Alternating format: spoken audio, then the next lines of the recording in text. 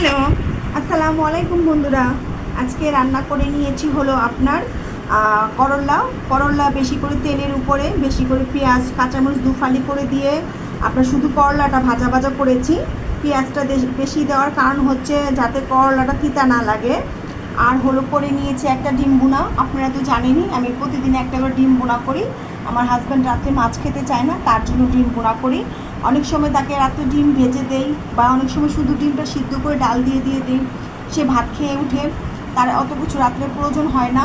আর হলো আপনার পুঁই শাক রান্না করে নিয়েছি, আপনার ইলিশ মাছের মাথা লেজুর দিয়ে পুঁই শাকটা রান্না করেছি। আর করে নিয়েছি হলো আপনার মসুরির ডাল কাঁচা আম দিয়ে। আর করে নিয়েছি হলো কালি বাউস মাছ আপনার পেঁয়াজের উপর আর তেল বেশি করে দিয়ে ভুনা করেছি। আমার হাজব্যান্ডের আবার তেলটা একটু বেশি খেতে পছন্দ করে, মাখা মাখা টাইপের, ও বেশি ঝোলও খায় না। আর হলো আমার জন্য করে নিয়েছে আলু ভাজি। আপনারা তো জানেনই আমি প্রায় সামান্য একটু আলু ভাজি করে আমি ভাত দিয়ে খাই।